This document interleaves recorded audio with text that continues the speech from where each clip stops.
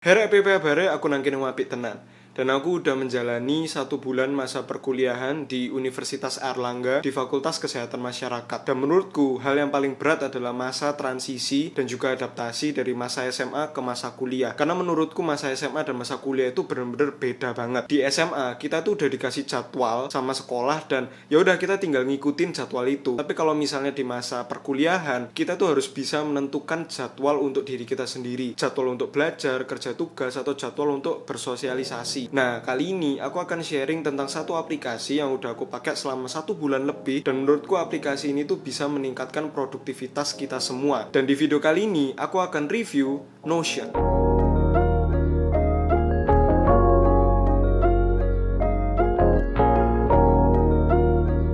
Oke, yang pertama aku akan jelasin atau memperkenalkan tentang apa itu Notion. Awalnya ya, aku tahu Notion ini dari salah satu YouTuber luar negeri yang namanya Ali Abdaal. Di situ dia nunjukin tentang cara kerja Notion dan cara dia mengimplementasikan Notion di kehidupannya sehari-hari. Dan aku langsung nyoba download Notion dan ternyata Notion ini cocok untuk workflowku. Nah, belakangan ini beberapa YouTuber di Indonesia banyak yang bahas atau nge-review Notion. Pokoknya video-video tentang Notion itu tak taruh ya. Pokoknya kalian klik aja di sini ya pokoknya. Biar memperkaya referensi kalian. Nah, Notion ini adalah aplikasi untuk mencatat segala sesuatu di hidup kalian. Jadi ibaratnya Notion ini kayak jurnal, agenda, atau diary kalian sehari-hari. Kalian mencatat list tugas-tugas yang mau dikerjain, mau nyatet deadline tugas, atau mau nyatet jadwal ujian, jadwal kuis, atau nyatet jadwal organisasi mahasiswa yang kalian ikuti, atau kalian itu juga mau nyatet ide-ide kalian, ide untuk bikin video, atau kalian itu lagi pengen bikin suatu konten, kalian tuh bisa nyatet semuanya di Notion. Nah, kalian bisa download Notion di Google Play Store, App Store, bahkan ya di desktop. Dan bahkan yang paling keren adalah kalian itu nggak harus download aplikasinya. Kalian tinggal buka di websitenya Notion dan kalian udah bisa langsung pakai Notion tanpa harus download aplikasi apapun. Kalian itu bisa ngobrak-ngabrik lah atau oprek-oprek Notion ini biar benar-benar sesuai sama kebutuhan kalian. Nah, setelah ini aku mau nunjukin ya, kira-kira Notion ini ketika tak buat untuk nyatet kuliah itu kayak apa. Karena sebelumnya tulisanku tuh benar-benar jelek banget. Jadi aku sering banget ya nyatet tapi ujung-ujungnya catatan itu nggak terlalu guna karena orang lain nggak bisa baca dan bahkan aku sendiri tuh kadang lupa boyo yang tak tulis barusan niki. Nah, kalau misal kalian lihat di sini, ini adalah jadwal kuliah semester 1ku mulai dari hari Senin, Selasa, Rabu, Kamis sampai Jumat. Nah, kalian bisa lihat ya di sini tuh menurutku bener-bener rapi gitu loh. Karena di sini kalau misalnya ini tak pencet, ini namanya toggle list ya, tak pencet dia akan langsung keluar etika dan hukum kesehatan. Oke, terus waktu tak pencet, catatannya itu bakal keluar semua di sini. Jadi yang aku suka dari Notion adalah catatan itu nggak kayak di satu halaman full tulisan, tapi kita bisa membagi catatan-catatan tersebut berdasarkan tema, pertanyaan, atau topik yang sedang dibahas oleh dosen pengajar. Jadi menurutku di sini kita bisa kayak tanda kutip ya, menyembunyikan catatan kita atau mengorganisasi catatan kita berdasarkan topik. Contohnya kayak ini di tatap muka pertama ya. Ini waktu tak buka, nah ini adalah semua catatannya. Nah, waktu aku tak buka lagi, tuh. Jadi semua catatanku itu kayak tak sembunyiin di toggle listnya ini loh. Nah ini bisa tak keluarin, bisa tak masukin gitu. Jadi benar-benar rapi untuk mencatat. Jadi kalian itu benar-benar bisa ngatur berdasarkan tema atau topik yang lagi dibahas. Nah, salah satu saran dari Ali Abdaal yang sekarang juga tak pakai adalah kalau misalnya nyatet atau baca catatan, kalian itu jangan cuman baca tok gitu loh. Nah, ketika pakai Notion ya, apalagi pakai fitur namanya toggle list ini, kita itu benar-benar bisa meningkatkan cara kita membaca catatan. Jadi caranya adalah sebelum kita buka catatannya itu tadi, kita itu harus menjawab pertanyaan dari sini. Jadi kayak gini, apa arti kesehatan menurut WHO? Baru nanti kita tuh menstimulasi otak untuk mengingat-ingat lagi materi yang udah diajarin. Terus habis kita benar-benar mengingat ya, kita jawab, terus kita baru cek jawabannya. Apakah jawabannya itu sesuai atau enggak? Ya, kita bisa ngecek pemahaman kita dari sini. Jadi nggak sekadar baca catatan tok gitu loh, tapi kita bisa menstimulasi otak biar aktif untuk mengingat materi yang udah dipelajari. Nah, selain itu kita tuh juga bisa jadikan ini semacam call out ya. Tuh ada turn into ya, bisa dijadiin call out. Di sini tuh kalau misalnya kita mau ngasih penekanan terhadap suatu kalimat atau terhadap suatu topik, kita bisa pakai ini. Dan selain itu kita bisa ngasih warna di setiap kata-kata. Ini misalnya suatu tugas yang akan kita lakukan, tinggal pencet di sini terus pilih warna. Mau warna biru, mau warna ungu, mau warna pink, atau misalnya kalian mau dalam kayak gaya-gaya stabilo, Nah, warna kuning ini juga bisa. Jadi menurutku untuk mencatat, Notion ini benar-benar membantu kita untuk mencatat sebuah catatan yang rapi banget lah. Nah, salah satu hal yang tak suka dari Notion itu adalah pengalaman cross device-nya. Itu benar-benar seamless banget.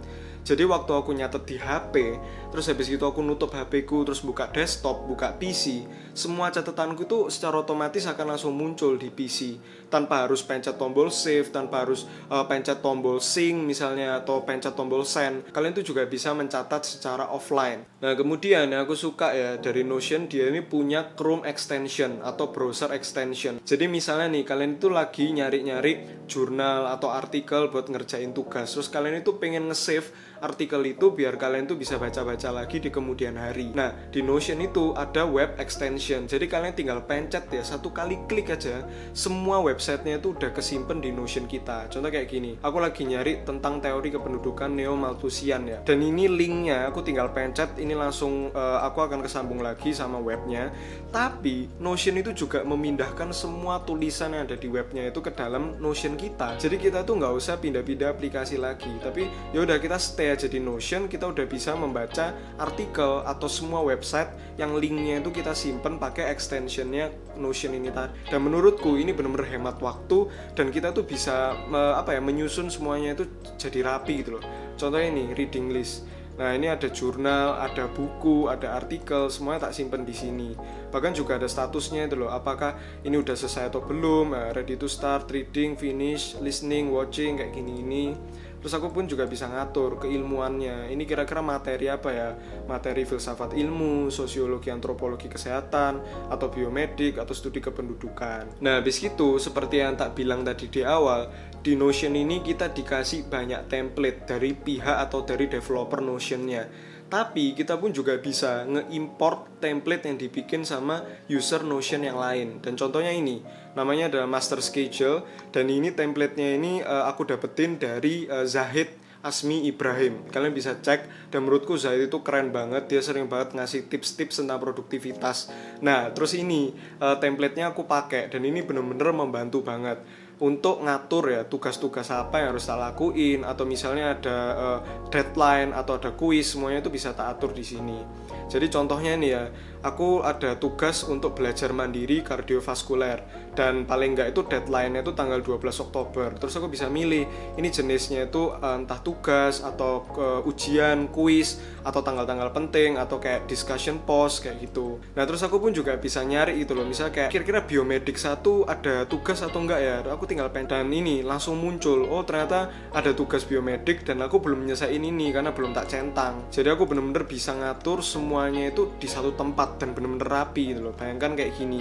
Terus kalau misalnya ada tugas baru, aku tinggal masukin kodenya sesuai sama kode kuliah. Misalnya KMU 101, NOP 103. Misalnya ini NOP 103. NOP 103 ini adalah kode untuk mata kuliah Pancasila ya misalnya. Terus aku nulis tugas Pancasila. Habis gitu aku bisa langsung nentuin ini deadline-nya kapan. Misalnya deadline-nya tanggal 15. Terus aku juga bisa nentuin kira-kira entah ini tugas, kuis atau ujian, aku bisa milih. Terus bisa langsung aku pencet. Dan ya udah, aku bisa langsung nge-track ya kira-kira tugas apa aja yang belum tak kerjain. Nah, habis gitu yang tak suka adalah kita juga bisa nge-export page atau catatan Notion kita itu dalam berbagai bentuk. Entah itu jenisnya HTML atau Markdown and CSV atau PDF. Nah, PDF ini sering banget tak pakai kalau misalnya aku lagi mau ngerjain tugas ya di Notion, terus tak ekspor ke dalam bentuk PDF. Terus ini juga ada jurnal ya. Jurnal ini aku buat kayak semacam diary. Kalau misalnya aku lagi mikir sesuatu, aku bisa langsung nulis-nulis di sini. Terus ini ada jadwal harian ya, ini komitmen. Contoh ini, jadi di hari Senin aku kuliah etika, terus kuliah biomedik, terus di sela-selanya itu aku harus stretching karena kan kalau misal duduk terus depan layar itu kan nggak baik. Oh ya, BTW Notion ini pun juga ini sih yang aku suka, ada fitur dark mode. Tuh, kalau misalnya dark mode-nya dimatikan kayak gini. Karena emang sih kalau misalnya temanya putih kayak gini itu meningkatkan produktivitas. Tapi kalau buat aku kadang kalau ngetik di yang putih terus ya itu bikin capek gitu loh di mata. Makanya kadang belakangan ini aku lagi sering banget pakai fitur dark mode-nya Notion. Nggak tahu, kalau buat aku lebih cocok. Ya ini preferensi kalian. Pokoknya aku mau nunjukin kalau fitur-fitur kayak gini, ya sesimpel ini itu udah ada dan dipikirin sama developernya Notion. Dan kalian pun juga bisa ganti ini loh, misalnya kayak change cover. Di sini tuh ada banyak gambar-gambar ya yang sudah disediain sama tim developernya Notion. Jadi biar Notion kalian itu nggak boring dan Notion kalian itu sesuai sama personality kalian. Oke, jadi itu tadi adalah reviewku tentang Notion. Jadi kalau misalnya aku mau ngasih kesimpulan ya, Notion ini adalah aplikasi yang benar-benar membantu produktivitas. Karena dalam satu aplikasi, kita tuh benar-benar bisa mencatat atau mengatur semua hal yang terjadi dalam kehidupan kita. Dan menurutku desain dari aplikasinya pun keren banget. Dan yang aku suka adalah itu tadi, seamless. Jadi perpindahan antara device itu benar-benar tanpa jeda. Nah, salah satunya pun juga banyak tools yang bisa dimanfaatkan di Notion, yang tentunya aku nggak bisa jelasin satu-satu karena videonya bakal jadi panjang. Dan menurutku kalian bisa explore sendiri aplikasi Notion ini. Dan oh ya, developer Notion ini rajin banget ngasih update. Dan kalau misalnya kalian punya pengalaman atau sharing gitu loh, cerita kalian ketika pakai Notion, silakan komen di bawah. Kalau misalnya kalian mau tanya-tanya, silakan komen di bawah dan tak jawab semampuku. Dan sekian video kali ini, mohon maaf kalau misalnya ada salah kata. Like, share, subscribe kalau misalnya kalian suka sama konten di channel ini. Oke, thank you udah nonton dan Tuhan berkati.